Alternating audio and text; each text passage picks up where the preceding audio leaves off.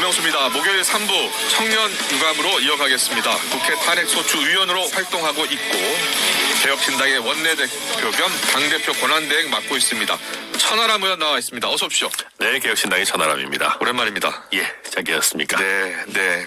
개혁신당 이야기 또 바로 해보겠습니다. 허은하 전 대표하고는 완전히 갈라선 겁니까? 꼭 그렇게 생각하지는 않습니다. 네. 그런데 이제 많은 다툼이 있었던 것은 맞고요. 네. 요즘 그 여야도 정치가 실종되고 많은 것들이 사법부로 가고 있는 현실에서 네. 저희 개혁신당도 저부터도 조금 더 당내에서 치열하게 소통하고 네. 또 통합을 하기 위한 노력을 더 잘 기울였었어야 되는데 네. 그런 부분이 부족해서 결국 법원의 결정에 의해서 예. 지금은 당이 일정 부분 체계는 잡아가고 있는 상황입니다. 그래서 네. 저는 허은하 전 대표님과도 끝났다 이렇게 생각하지 않고 예. 계속해서 좀 통합하고 또 상처를 치유할 수 있는 방안을 모색했으면 좋겠다 생각하고 있습니다. 어제 전후가 적이 되는 그런 모습을 지금 저희가 목도하고 있어서요.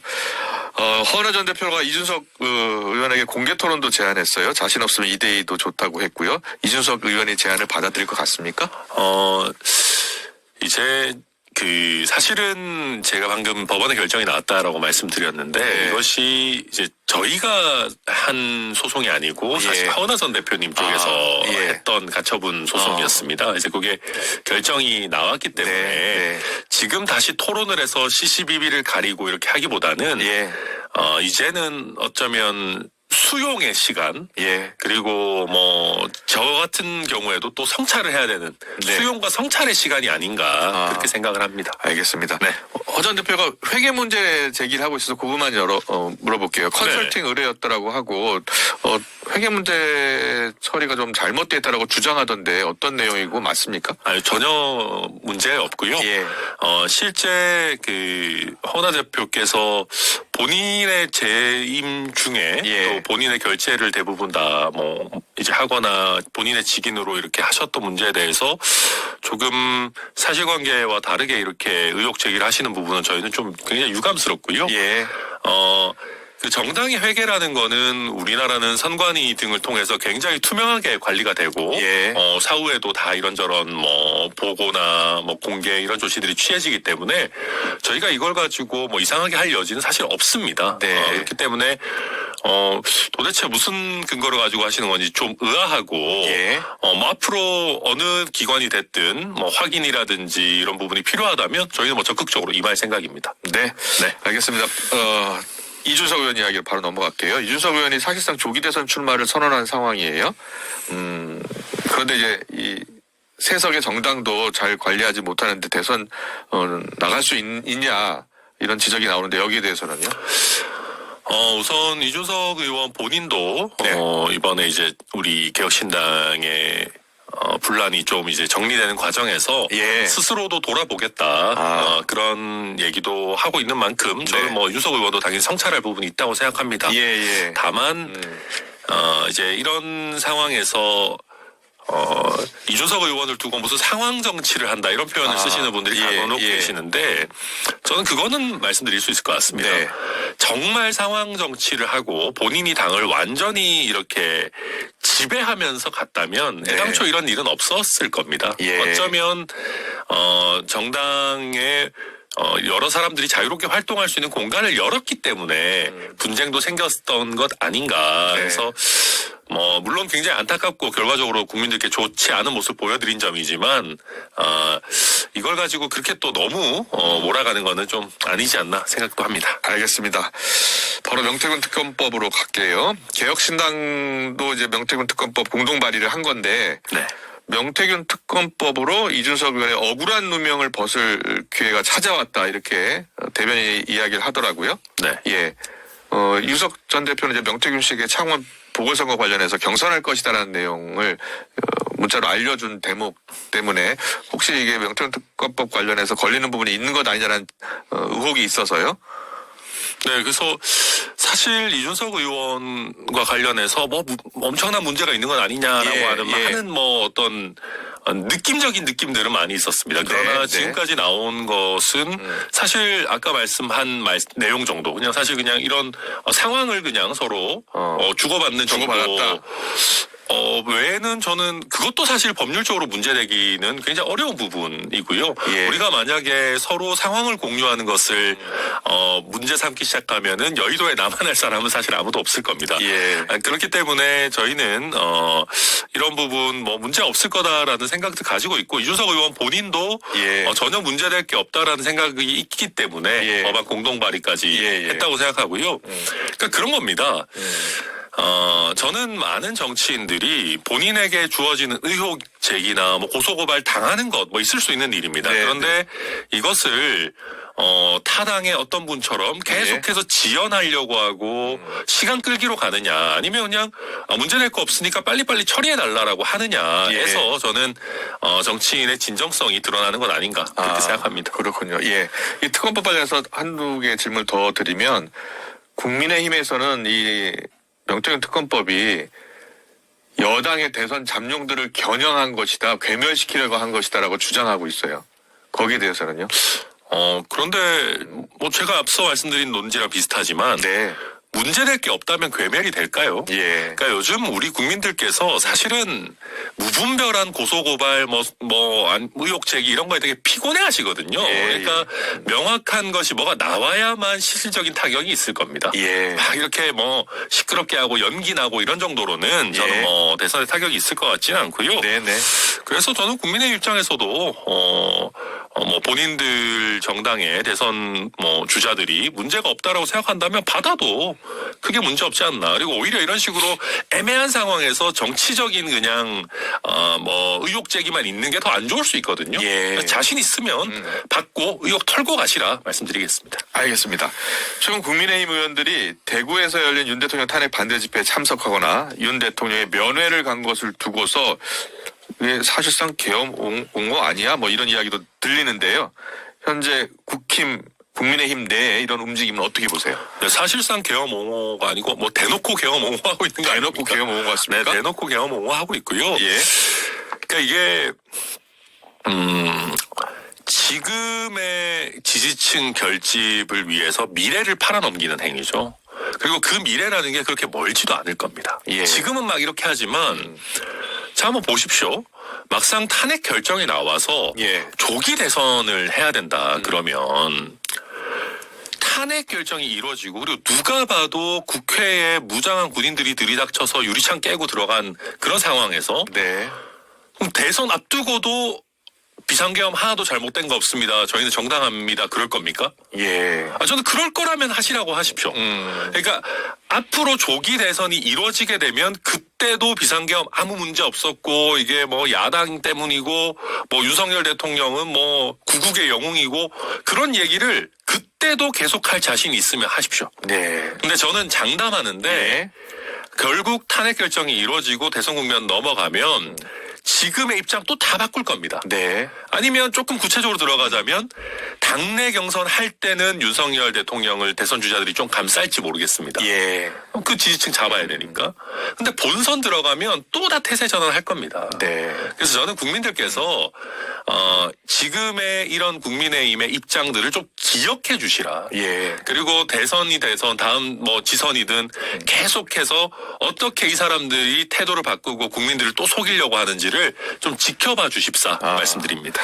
알겠습니다. 국민의힘은 뭐 공식적인 입장은 이제 계엄 옹호는 아니고요. 예, 국민의힘 같은 경우에는 이제 계엄이 잘못됐다라는 입장 하에 그 다음 이제 행보를 개인적으로 하고 있다라는 주장입니다.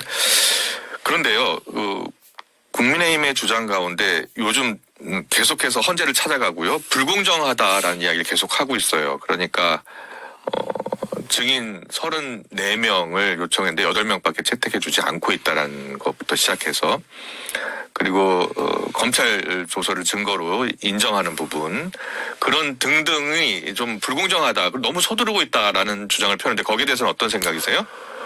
막상 헌법재판 과정을 전체적으로 보면 사실 네. 그렇지 않습니다. 아, 그래요? 네네. 그리고 헌법재판소가 제시하는 각 증인에게 주어진 시간 내에 굉장히 밀도 있는 공방이 오가고 있고요. 네. 그래서 시간이 부족한 느낌을 받는 경우는 저는 그렇게 많지 않았습니다. 예. 네, 오히려 핵심 위주로 잘 진행되고 있는 것 같고, 그리고 지금 대통령 측에서 신청한 증인들 같은 경우에는 네. 상당 부분이 예. 이 사건과 직접적으로 연관이 없는 부정선거 의혹, 예. 부정선거 음모론과 관련한 증인 신청 이런 부분들이 굉장히 많이 있거든요. 예, 그리고 예. 너무 지나치게 많은 증인 신청을 통해서 재판을 지연하려고 하는 의도가 보이는 부분들이 있습니다. 예. 이런 거는 헌법재판소가 아니라 뭐 어떤 재판부라도 네. 당연히 일정 부분은 커트하고 가죠. 비상계엄 그 자체와 관련 없는 부정선거 이야기만 잔뜩 하고 있으면 예. 이게 말이 안 되는 거거든요. 예, 그리고 이제 그 외에 뭐 여러 뭐 조서 문제 이런 것들도 있지만 네. 결국 기존의 헌법재판의 선례도 있고 네. 또 헌법재판은 그 자체로 형사소송이랑은 다르거든요. 네. 대통령 윤석열 대통령이나 그 변호인들도 그 성격을 알고 있을 건데 예. 이 기본적으로 징계재판이기 때문에 형사소송 의 규정이 100% 똑같이 적용되는 건 아닌데 네. 본인들도 다 알면서도 이거는 그냥 정치적 공세를 위해서 예. 좀 국민들을 호도하고 있다. 그렇게 보시는군요. 예, 그렇게 보는 게 맞다고 생각합니다. 예. 우리가 이제 이 헌재가 들여다보고 있는 게 위헌 여부인데요. 계엄 선포와 관련해서 그 절차적으로 제대로 밟았는지 국무회의를 제대로 했는지도 들여다보고 있잖아요. 그래서 이제 한덕수 증인 채택이 주목이 됐었는데 한덕수 총리 증인 채택은 기각됐어요. 네. 어떻게 보세요?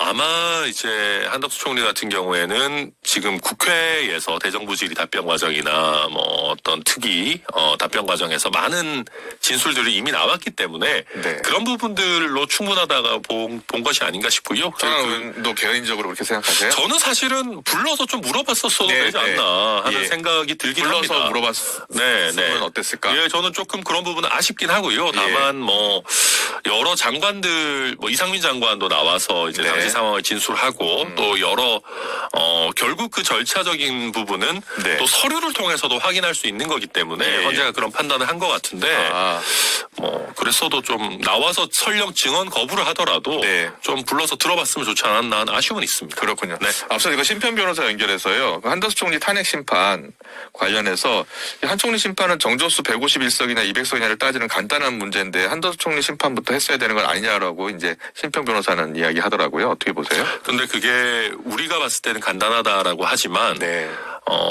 생각보다 헌법재판소 입장에서는 따져봐야 될 부분이 적지 그래요? 않을 겁니다. 왜냐하면 그 정족수를 한번 정하는 거는 사실상 거의 뭐 법을 만드는 수준의 선례 그래요? 아니겠습니까? 예. 왜냐하면 이게 151석이냐 201석이냐는 그냥 중요한 문제이지 않습니까? 그렇죠. 예. 또 선례가 뭐 굉장히 오랜 기간 남는 것이고 네. 그리고 뭐 시급하기로 따지면 네. 대한민국의 대통령 탄핵 심판만큼 시급한 재판이 있겠습니까? 예. 지금 대통령이 어쨌든 공석인 것이고, 예. 뭐, 이제 윤석열 대통령 측인 분들의 주장처럼 예. 대통령이 잘못이 없고, 비상계엄도 아무런 문제가 없는 거였다면 지금 다른 재판 얘기할 게 아니고 윤석열 대통령 재판 최대한 신속하게 진행해서 예. 빨리 복귀시켜라라고 해야죠. 네. 왜 자꾸 뭐 다른 거부터 먼저 해라 이런 얘기 하는 것 자체가 저는 좀 앞뒤가 안 맞는 주장 아닌가 생각합니다. 그렇군요. 네. 예. 헌법조사가 오늘 8차 변론을 끝으로 이제 추가 기일을 만약에 잡지 않으면요. 3월 초쯤 늦어도 중반 결론이 날 것 같다는 거예요. 헌재가 좀 서두르는 측면이 있다라고 국민의힘은 주장하고 있는데 거기에 대해서는 어떤 생각이세요? 저는 뭐 그렇게 생각하지는 않고요. 서두른 것 같지 않다. 네, 왜냐하면 지금 국민의힘에 계시는 분들도 네.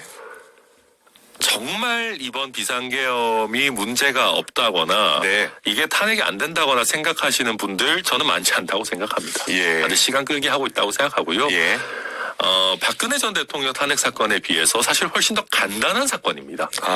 사실관계 자체는. 그리고 정말 많은 국민들께서 생중계를 통해서 당시에 네. 무슨 일이 있었는지를 이미 보셨고 지금 이런저런 공방들이 있습니다. 뭐 예, 체포조 예. 가동 여부 공방들이 있지만 조선일보의 한 기자분이 그런 표현을 쓰셨더라고요. 예. 지금 재판하고 있는 걸 보면 예. 연쇄 살인자가 예. 11명을 죽였는지 12명을 죽였는지를 가지고 재판을 하고 있는 것 같다. 아. 그러니까 이미 굉장히 큰 잘못을 한 것은 명확한 상황에서 예. 그 잘못의 크기를 가지고 어떻게 보면 세세한 부분을 다투고 있는 것 같다. 예. 포고령에서 국회 정치 활동을 금지시키고 국회에 군인들을 보내고 네. 또 그 과정에서 국무회의가 뭐 됐느니 안 됐느니 완벽하게 잘 됐다는 사람은 지금 아무도 없잖아요. 절차가. 예. 그러니까 그런 상황에서 이것을 뭐 길게 끌고 갈 만한 공방이 아니고 예. 이거는 정말로 국회에 무장한 군인들을 보내서 국회의원들의 진입을 막으려고 한 순간 예. 탄핵을 면할 수 없는 사건이어서 저는 헌법재판소가 지금도 충분히 충실하게 심리하고 있다고 생각합니다. 그렇군요. 네. 원희룡 전 장관이 어제 오랜만에 국회에 나왔어요. 네. 예. 보셨죠? 네, 봤습니다. 예, 뭐 여러 가지 주장 중에 이제 헌재의 불공정성 이야기하면서 윤 대통령 탄핵 과정, 체포 구속 과정에서도 많은 불법이 이루어졌다라고 했는데 어떻게 보세요? 불법적 과정이 있었다고 보세요? 무슨 불법적 과정이 있었겠습니까? 그러니까 이제 체포 과정 같은 경우는 예. 다 법원의 관여하에 이루어지는 거잖아요. 네. 그러니까 이게 뭐 공수처나 경찰이 마음대로 할 수 있는 게 아니고 예. 다 영장을 신청해서 법원에 발부하는 과정 거쳐야 되고 예. 서부지법뿐만 아니라 중앙지법에 이제 이 신청을 했는데도 중앙에서도 뭐 처음에는 대통령 쪽에서 서부가 문제다 이랬지만 예. 중앙에서도 아무 문제 없다. 예. 또 여러 구속 뭐 적부심 이런 것들을 통해서 예. 복수의 법원, 복수의 법관에 의해서 문제가 없다는 게 확인이 됐기 때문에 이런 건 정치 공세고요. 제가 한마디만 하면은 네. 지금 원 장관님 스탠스를 좀 이상하게 자꾸 잡으려고 하시는 것 같은데 이렇게 가가지고 헌법재판소 공격하고 이제 강성 지지층 결집시키는 전략으로 가려면 더 열심히 하셔야 됩니다. 예. 지금 훨씬 더 강경한 사람들 많잖아요. 예, 또 그 강경한 분들의 지지를 받는 김문수 장관도 있고 이러기 때문에 예. 지금 이 정도로 뭐 좀 문제가 있는 것 같아요. 이 정도로는 그 강성 지지층의 지지도 못 받고 예. 오히려 원희룡 장관 그래도 좀 합리적인 면이 남아 있는 줄 알았는데 왜 이러나 이런 소리나 듣거든요. 그러니까 네. 저는 이런 게 원 장관님 정치적으로 보더라도 그렇게 알겠습니다. 현명한 그 방향은 아닌 것 같습니다. 네. 이재명 대표 얘기해 볼까요? 이재명 대표가 연일 이제 우클릭 행보를 했잖아요. 네. 예. 그런데 이제 다시 또 교수단체 대표 연설에서는 다시 돌아오는 모습도 보였고요. 이재명 대표의 최근 행보에 대해서는 어떤 생각이세요? 그러니까 믿을 수가 없죠. 예. 그리고 우클릭이라는 게 그냥 이렇게 말씀드릴게요. 네. 이제는 이재명 대표의 말만 가지고 믿을 수 있는 사람은 거의 없을 겁니다. 그러면 행동으로 보여줘야 되거든요. 예. 그럼 이재명 대표 입장에서 정말로 우클릭의 진심이라면 민주당 5만 가지 법안들 막 통과시킬 수 있잖아요. 네, 네. 법안을 내면 되죠. 법안을 내서 실제로 통과시키는 모습 정도를 보여줘야 국민들이 예. 이재명 대표가 그래도 뭔가 진정성이 있나 보다 하는 거지. 하루가 멀다 하고 계속 말이 왔다 갔다 하고 이재명 대표 말한 거 한 2, 3분만 찾아보면 그 전에 모순되는 얘기 한 거 있는데 예. 이게 말만 가지고 어떻게 믿겠습니까? 그리고 지금 김경수 지사도 만나가지고 비명계 통합하겠다 이런 얘기 예. 하는데요. 이것도 지금 상황에 말하는 거 의미가 없는 거예요. 얼마 전에 총선 때 다 비명 행사 공천하지 않았습니까? 예. 정말 줘야 될 때는 다 난 친명들하고만 이 자리 나눠 가질 거야 하고 나서 이제 와가지고 김경수 지사 만나서 착한 척하면서 네. 앞으로 우리 친하게 지냅시다. 사실은 아무 의미 없는 제스처죠. 예. 그냥 공허하다라고 생각합니다. 실제 법안까지 이렇게 추진을 해야 된다라는 이야기 해주셨는데 그럼요. 이재명 대표가 선거법 위반 혐의 이제 2심 결과가 이제 3월쯤 나올 것 같다는 거예요. 네. 하지만 대법원 판결까지는 또 3개월 더 걸릴 가능성이 높기 때문에 그렇게 되면 이제 대선 이제 출마에는 이제 문제가 없을 것이다라는 취지의 여러 이야기들이 나오고 있잖아요. 네. 어떻게 생각하세요? 근데 그게 정말 문제 없는 거 맞습니까? 그러니까 한 두 가지입니다. 정치적으로 보면 정치적으로 지금 이재명 대표의 말이 신뢰가 안 생기는 이유는 예.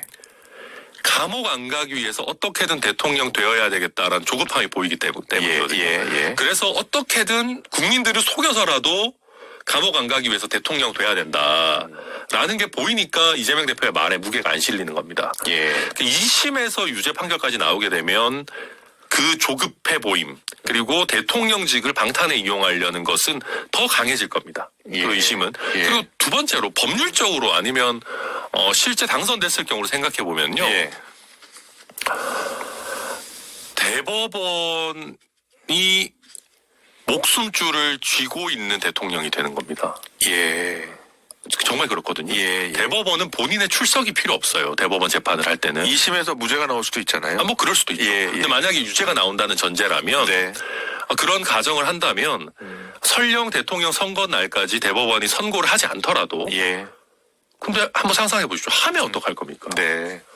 한다면 후보직도 날아가고요. 그리고 대통령 당선되고 나서도 예. 기존에 하고 있던 재판이 정지되는지 여부는 명확하지 않습니다. 네. 대법원이 결정하기 따른 나름인데 대법원이 대통령 당선되고 얼마 안 있어서 유죄의 대법원 확정 판결하게 되면 대통령직이 날아가요. 네. 대법원에서 언제든지 상실시킬 수 있는 대통령직이라는 거는 국민들이 도저히 용납하기 어려운 일이 될 것이다 생각합니다. 네, 마지막으로 짧게요. 한동훈 전 대표의 복귀설 나오는데 네. 이준석 의원과의 연대 가능성은 전혀 없는 겁니까? 지금 뭐 같은 당에 있는 것도 아닌데 뭐 그래도 연대 나중에 이런 얘기는 나중에 뭐 저는 그런 전혀 얘기할 없어요. 상황은 전혀 아니라고 없어요. 생각합니다. 예. 알겠습니다. 천하람 의원과의 인터뷰는 여기서 마무리하겠습니다. 잘 들었습니다. 고맙습니다. 네, 감사합니다.